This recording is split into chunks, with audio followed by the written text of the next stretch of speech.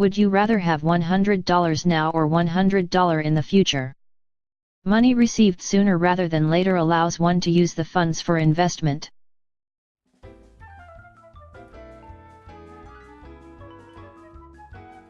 The time value of money is a concept that states a dollar today is always worth more than a dollar tomorrow. Suppose Steve wins $1 million in the lottery today. Before accepting his prize, Steve has to make a decision. He can receive the prize money now, or, if he wants, he can collect the money in 1 year. Steve considers his options. If the money is taken today, he can deposit it in an interest-bearing savings account at the local bank that offers 5% interest per year. If he decides not to take the money today, he has to wait a full year with no money and no interest. Steve's not crazy, so he decides to take the $1 million sooner rather than later. When the money is withdrawn after a year, it has grown to $1,050,000. By taking the money early, Steve earned an extra $50,000. This is the time value of money as it applies to interest.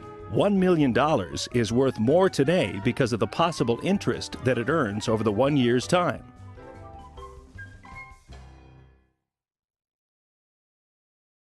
What is time value of money?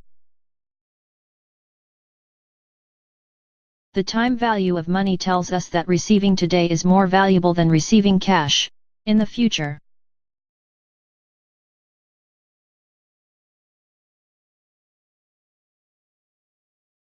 The value of money changes over time because of inflation and deflation. Inflation decreases the value of existing money in the economy. The quantity of goods you should get with a fixed amount of money was higher in 1990 than in 2017. Net present value method. Cash flows of the investment project are forecasted based on realistic assumptions. Appropriate discount rate are identified to discount the forecasted cash flows. Present value of cash flows is calculated using the opportunity cost of capital as the discount rate.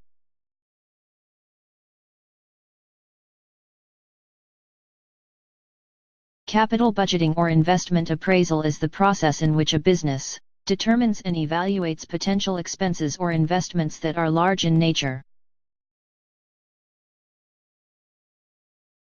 Net present value is the difference between the present value of cash inflows and the present value of outflows.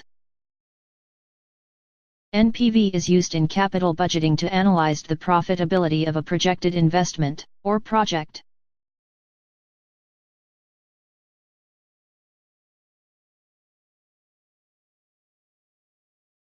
It takes into account the basic idea that a future dollar is worth less than a dollar today.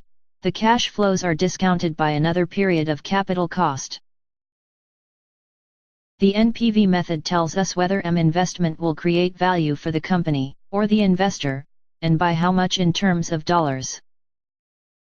NPV method takes into consideration the cost of capital and the risk inherent in making projections about the future.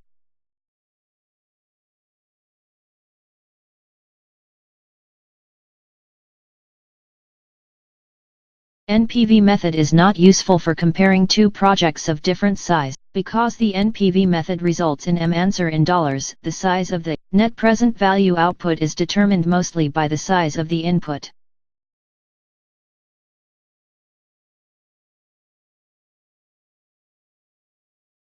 The biggest limitations to the net present value method is that it requires some guesswork about the firm's cost of capital. Assuming a cost of capital that is too low will result in making suboptimal investments. Assuming a cost of capital that is too high will result in foregoing too many good investments. Let's learn how to compute for the net present value. Step 1. Create the timeline.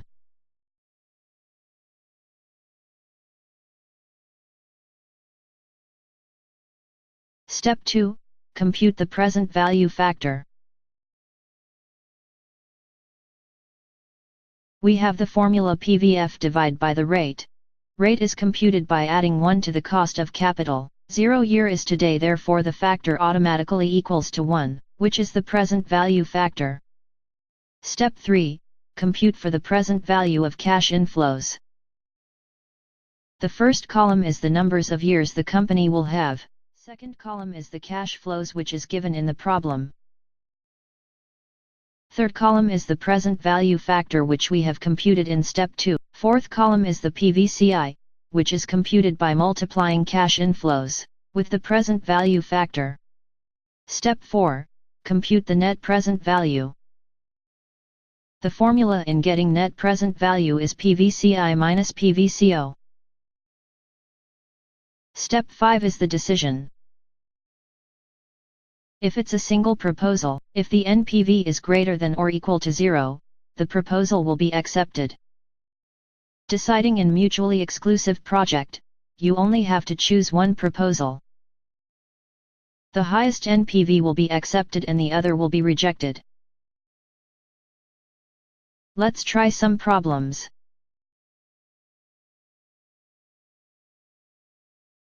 Equipment A requires M investment of $500,000. Buying this equipment, the company will have an increased cash flow. At the end of first year $250,000, second year $200,000, third year $130,000, fourth year $9,500, fifth year $60,000. Cost of capital 9%. First step, create the timeline. Step 2, compute for the PVF. 1 divide by 1.09, which is equal to 0.9174. Step 3, compute for the present value of cash inflows. 1 divide by 1.09 is 0.9174311192.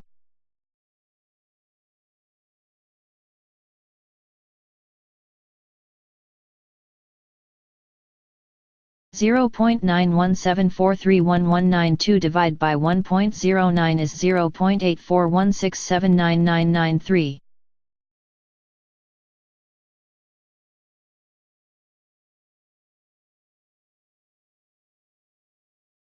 (0.8416799993) divide by 1.09 is 0.77218348.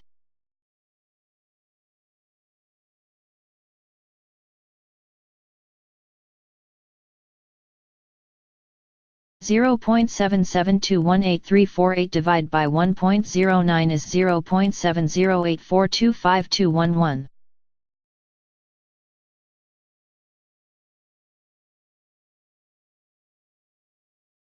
(0.7084252211) divided by 1.09 is 0.6499313886.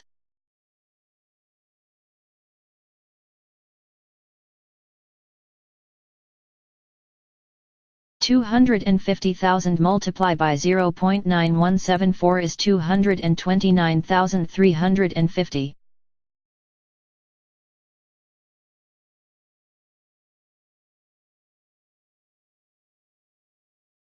$200,000 multiplied by 0.8417 is 168,340.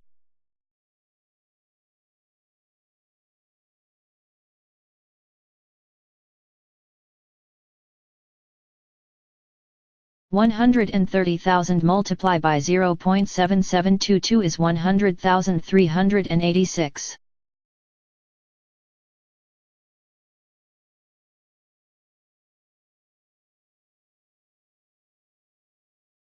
$95,000 multiplied by 0.7084 is 67,298.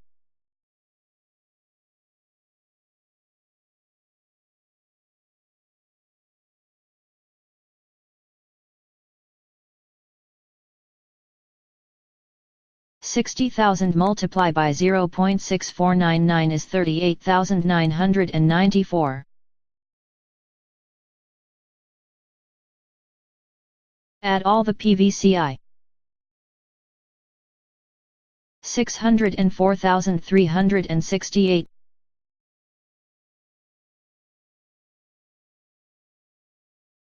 $604,368 minus 500,000. 104,368.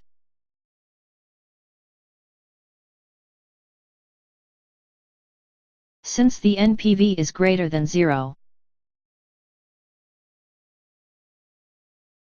the proposal will be accepted.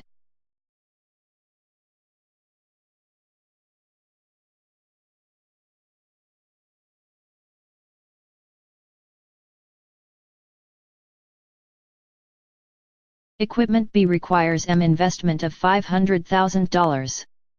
Buying this equipment, the company will have an increased cash flow at the end of first year $250,000, second year $250,000, third year $250,000, fourth year $250,000, fifth year $250,000. Cost of capital 9%. First step, create the timeline. Step 2, compute for the PVF.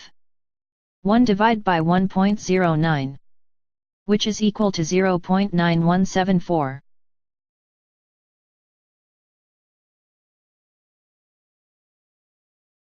Step 3, compute for the present value of cash inflows. 1 divide by 1.09 is 0.9174311192.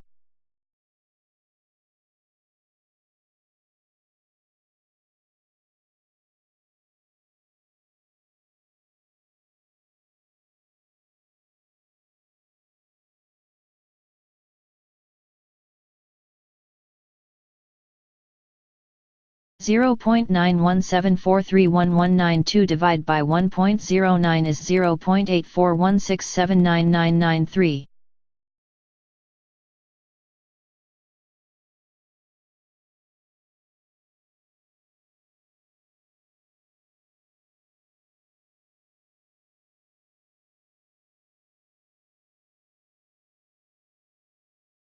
(0.8416799993) divide by 1.09 is 0.77218348.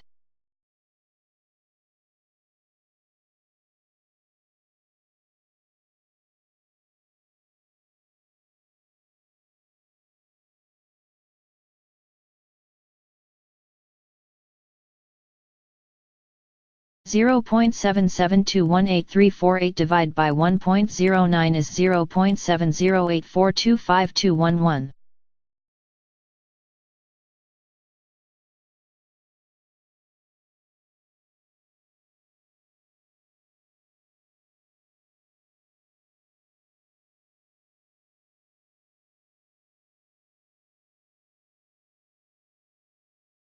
(0.7084252211) divide by 1.09 is 0.6499313886.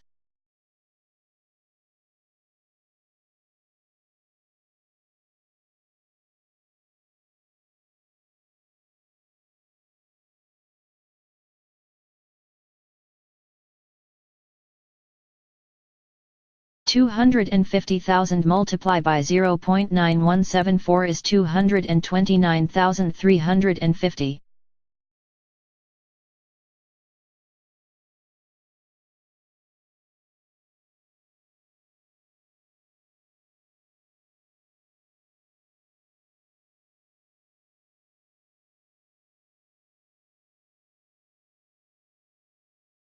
$250,000 multiplied by 0.8417 is 210,425.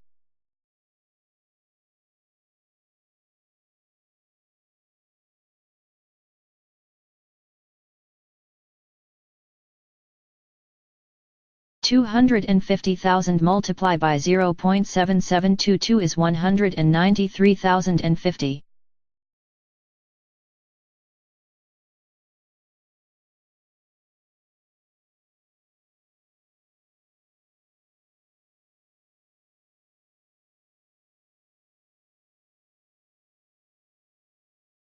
$250,000 multiplied by 0.7084 is 177,100.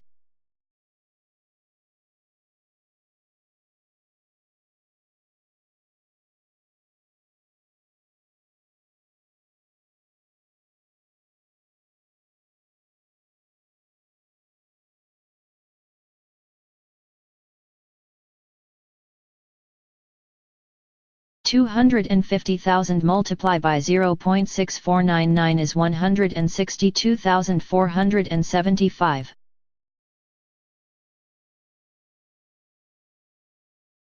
Add all the PVCI. 972,400.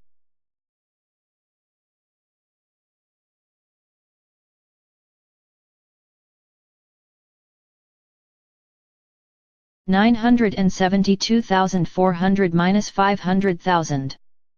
472,400. Equipment B has the highest NPV, which means this proposal will be accepted, and equipment A will be rejected.